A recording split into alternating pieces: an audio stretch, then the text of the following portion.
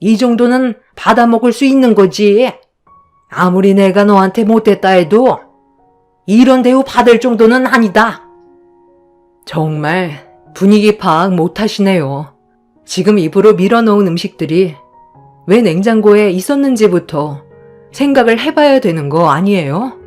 저희 형편 뻔히 알면서 그 비싼 음식들이 냉장고에 들어가 있는 걸 봤을 땐 저에게 먼저 물어보는 게 순서가 맞지 않아요?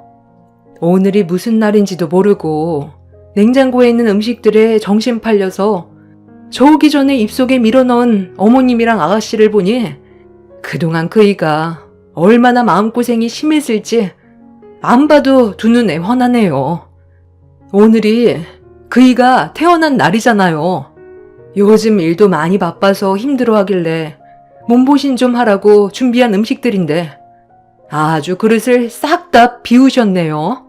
배 터지게 먹어서 이제 좀 만족하세요? 그이가 우리 집안 기둥이에요. 건강에 문제가 생겨서 쓰러지게 되면 어머님이랑 아가씨도 지금처럼 안정적인 삶을 살아가기 힘들다고요. 어머, 그러고 보니 오빠가 오늘 태어난 날이었네? 그런데 내가 봤을 땐 오빠 아직 건강한 것 같은데?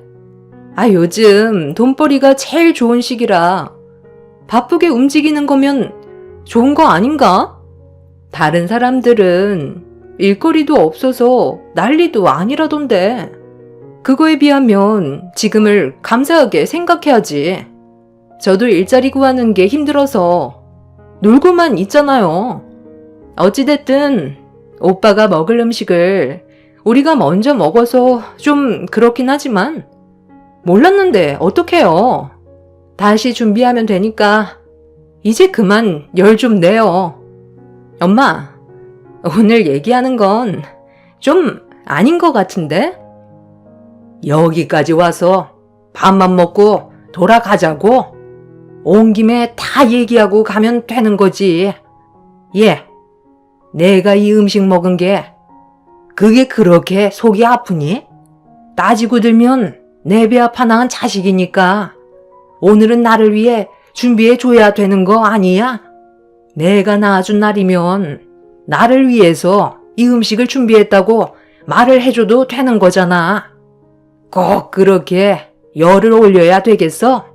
너 계속 내 심기를 건드는데 지금 상당히 많이 참고 있으니까 너도 그만 화내고 표정 관리 잘해라. 알겠니? 나는 뭐 여길 아침부터 오고 싶었겠니? 나라고 못난 너 얼굴을 보고 싶었겠냐고. 이번에 내 아들 출장권 때문에 여행을 못 간다 했으니 역으로 우리가 아들 출장을 따라가는 건 어떨까 해서 대화 좀 하려고 온 거다. 부산으로 간다고 하는 것 같은데 그럼 여행 느낌도 나고 그곳에서도 즐길 거리도 있을 테니 이왕 가는 거 같이 가면 어떨까 하는데 이것도 반대할 건 아니지? 그냥 일하는 곳에 따라가기만 한다는 건데 그것도 안 되는 거니? 거기 가면 해수 온천도 할 수 있더구만. 지금 기분으론 같이 가고 싶은 마음은 없어요. 그리고 그이가 놀러를 가는 것도 아니고 일을 하러 가는 건데 이 문제로 신경 쓰이게 하고 싶지 않아요. 새언니가 신경 안 쓰이게 하면 되는 거잖아요. 계획표 짜서 오빠한테 보여주고 안심시켜주면 되는 거지. 그것도 못해요? 저희도 고민 많이 해서 결정한 거라고요. 이렇게까지 해서 여행을 가고 싶으면 둘이 가면 되잖아요. 왜 바쁘고 힘든 사람 신경 쓰이게 하냐 이거예요. 그리고 어머님, 방금 저한테 뭐라고 하셨어요? 그 일을 태어나게 해준 날이니까 대접을 받아도 된다고 하셨죠? 그이가 이 세상 밖으로 나온 순간 불행이라는 건 생각 안 해보셨어요? 제가 알기론 그이가 성인이 되자마자 아버님이 돌아가셨다면서요? 그래서 대학에는 발도 들이지 못한 채 어머님이랑 아가씨 먹여 살리려고 집안의 가장 역할을 했고 모든 짐을 다 짊어지고 살아왔는데 뒤에서 도와주기는커녕 둘 다 빨대만 꽂고 있었다면서요. 지금까지 등골 빠지게 안정적인 삶을 살 수 있게 만들어줬으면 그이가 태어난 날 정도는 기억해주고 따뜻한 한마디라도 해주는 게 당연한 거 아니에요? 태어나게만 해줬다고 해서 그게 끝이 아닌 거죠. 어찌됐든 무슨 말을 해도 저는 절대 안 되니까 당장 내 집에서 나가주세요. 그런 쓸데없는 생각 할 시간에 앞으로 어떻게 먹고 살지부터 생각을 좀 해보세요. 이미 식탁 앞에 개걸스럽게 먹어치운 음식들을 보게 된 이후부터 저는 두 모녀의 어떤 말도 귀에 들어오지 않았어요. 고생만 하고 있는 남편을 위해 그래도 1년에 한 번 정도는 제대로 된 음식 먹이고 싶어 이번에도 저 또한 없는 시간 쪼개가며 장을 봐둔 거였는데 그걸 전부 홀라당 먹어버린 두 모녀가 질려버릴 정도로 너무 싫었어요. 그렇게 두 모녀를 집 밖으로 내쫓은 뒤에 저는 다시 마트에 들러 장을 봐서 집으로 돌아왔어요. 그날 남편과 즐거운 시간을 보내기 위해 미리 다음날 업무까지 마감을 해놓았던 상황이라 어느 정도 시간을 벌 수 있어서 최대한 빨리 다시 움직였어요. 그렇게 힘들게 땀 흘려 그날 일정에 차질이 생기지 않게 계획을 할 수 있었고 퇴근한 남편에게 맛있는 밥상을 겨우 차려줄 수 있었습니다. 그런데 애들을 재우고 남편과 함께 단둘이 시간을 보내고 있는데 저도 모르게 갑자기 눈물이 왈칵 쏟아지더군요. 당황한 남편은 밥 먹다 말고 저에게 무슨 일이냐며 물어보길래 그동안 저 혼자 너무 힘든 시간들을 보내와서 그런지 좋은 날 눈물이 멈추지 않았고 오전에 있었던 일들이 계속 떠올라 어쩔 수 없이 남편한테 두 모녀가 저에게 했던 행동들에 대해 전부 다 얘기했어요. 침착하게 제 말을 전부 다 들어준 남편은 출장날 저와 아이들을 데리고 같이 떠나는 게 좋을 것 같다며 오래간만에 저와 아이들과 시간을 보내자면서 명절 때도 두 모녀에게 시달리느니 차라리 남편과 함께 떠나는 게 좋을 것 같다면서 남편도 화가 많이 난 것 같은 얼굴을 하고 있었지만 최대한 화를 가라앉히고 있었어요. 그리고 너무 가깝게 사는 것도 좋은 영향을 주는 것 같지 않다면서 그 자리에서 이사 계획까지 세웠습니다.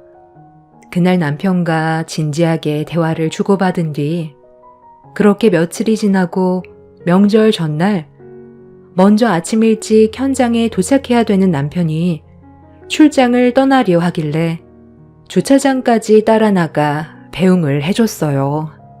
저도 집안 정리를 하고 애들 짐도 챙겨야 돼서 남편이 먼저 출발을 하기로 했었죠. 남편이 제 시야에서 사라지는 모습을 보고 다시 집으로 돌아왔는데 그 순간 한동안 조용하던 두 모녀가 또다시 아침 일찍 제 앞에 나타났습니다. 연락도 없이 불쑥 찾아와서 아침부터 짜증이 올라왔지만 괜히 또 계획된 일정을 망치게 될까봐 두 모녀를 그냥 무시했어요. 그렇게 현관문을 열고 집으로 들어가려는데 뒤에서 시모가 저를 붙잡으며 한마디 꺼냈습니다. 오늘은 왜 통장에 돈이 안 들어온 거니? 평소 같으면 전날에 생활비가 들어오는데 아직 월급이 안 들어온 거야? 아니면 일부러 생활비를 주지 않은 거야? 글쎄요. 저는 그것까지는 모르죠. 그건 그이가 알아서 챙겨주는 거 아니에요? 제가 지금 많이 바빠서 그런 일로 시간을 낭비할 수 없어서요. 어머머머, 그런 일이라뇨? 아니, 새언니. 아침부터 말하는 게 상당히 날카로운데 우리가 뭐 잘못했어요? 당연히 받아야 될 게 안 들어와서 잊은 것 같아 찾아온 거잖아요. 아가씨, 며칠 전에 아가씨 오빠가 태어났던 날에 좋은 말 한마디라도 문자 보내준 적 있어요? 어머님도 마찬가지예요. 아무것도 하지 않았죠? 일상 전부 다 그이가 해주는 게 당연하다고 생각하는 것 같은데 그이가 떠난 뒤에도 지금처럼 행동할 수 있을 것 같아요? 발등에 불이 떨어지기 전에 똑바로 행동하세요. 있을 때 잘해야지. 떠나고 난 뒤에 바로 잡으려 해봤자 그때는 이미 늦은 거라고요. 그이는 출장 때문에 먼저 떠났으니 나중에 전화해 보세요. 그럼 오빠한테 떡값이라도 나왔을 텐데 그거라도 우리 엄마 챙겨줘요. 오늘 엄마랑 같이 목욕탕 갔다가 오래간만에 외식 좀 하려 했는데 저도 통장이 바닥났고 엄마도 돈이 없어서 찾아온 거예요. 보통은 어제 생활비가 들어와야 돼서 걱정 없이 썼는데 이런 일이 생겨서 우리도 지금 너무 난감해요. 내 아들 명절 떡값은 현금으로 줘서 너한테 들어간다던데 그럼 지금 가지고 있을 거 아니야? 그거라도 일단 줘봐라. 우리도 스트레스는 풀어야 되지 않겠어? 저는 받은 게 없어서요. 그리고 받았다 해도 힘들게 벌은 돈 흥청망청 쓰는 어머님이랑 아가씨한테 주고 싶지 않아요. 저 많이 바쁘니까 그만 가주시겠어요? 얘가 보자 하니까? 너 내가 우습니? 내 아들 명절 떡값 전부 내놓지 못해? 오늘 아주 버르장머리를 뿌리 뽑아야 쓰겄다. 당장 내 아들 돈 안 내놔? 지금 뭐 하는 거예요? 당장 그 손 놓지 못해? 전화했는데 계속 안 받고 있길래 혹시나 해서 차 돌려와 보니까 내 예상이 딱 맞았네. 왜 이 사람한테 제 떡값을 찾아요? 생활비가 다 떨어져서 돈 받으러 왔어요.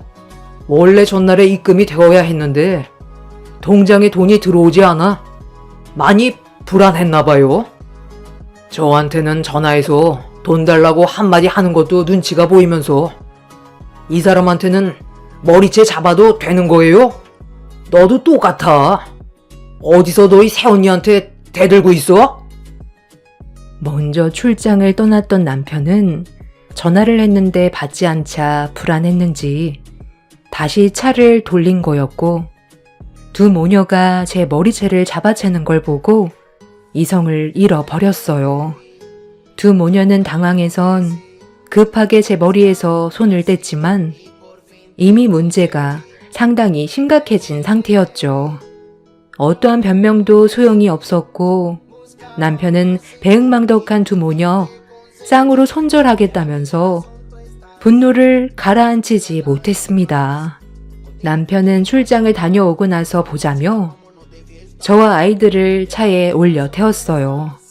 두 모녀는 사태가 심각해지자 달려와 남편을 말리면서 잘못한 부분에 대해 용서를 구했지만 이미 남편은 어떠한 말도 듣지 않았고 두 모녀는 자신들이 한 잘못에 대해 충분히 인정한다면서 저희 부부에게 계속 문자를 주고 전화를 시도했습니다.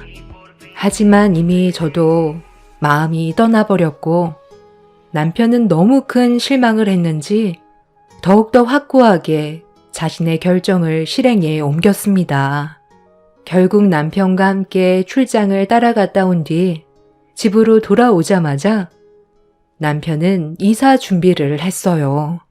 그리고 두 모녀가 살고 있는 남편 명의로 된 집 또한 처분하기 위해 부동산에 내놓았죠. 사태의 심각성을 뒤늦게 깨달은 두 모녀는 발등에 불이 붙었는지 애원을 하며 빌었지만 더는 소용이 없었습니다. 결국 아파트에 살던 두 모녀는 원룸 단칸방으로 내쫓기게 되었고 남편과 저는 다른 지역으로 이사를 해버렸어요. 시모와 신우는 땅을 치며 후회를 했지만 이미 돌이킬 수 없을 정도로 남편의 행동은 확고했습니다. 가족이라고 호의를 베풀었더니 당연한 권리로 생각하는 두 모녀를 평생 용서하고 싶지 않다며 먹고 사는 게 얼마나 힘든지 겪어봐야 정신을 차린다면서 어떠한 연락도 하지 않은 상태입니다. 그렇게 지긋지긋했던 두 모녀와 손절하고 지금까지 잘 지내고 있었는데 얼마 전에 저희 집 앞에 두 모녀가 찾아왔어요. 알고 보니 신우가 남편이 다니는 회사에서부터 쫓아와 저희 집을 알아낸 거였습니다. 그리고 하는 말이 시모가 암에 걸렸대요. 말기도 아닌 갑상선 초기라는데 치료비가 없어서 도움을 받으러 왔다고 하는데 남편은 고개를 돌렸고 저는 뒤에서 아무 말도 하지 않고 지켜보고만 있는 상황입니다. 초기라 수술만 잘하면 큰 문제는 없다고 하는데 남편은 도와주고 싶은 마음이 없어 보였어요. 저희 집에 찾아온 신우에게 겉으론 강하게 거절을 했지만 속으론 어떻게 생각하고 있을지 표정을 봤을 땐 그 속마음을 잘 모르겠어요. 갑상선 치료야 어렵지 않게 끝난다고 하지만 모든 의사결정은 남편에게 달려 있어서 일단 지켜보고 있는 중입니다. 분명 도와주게 된다면 다시 엮이는 상황이 생기게 되다 보니 저 또한 조심스럽더군요. 그래서 고민이 많습니다.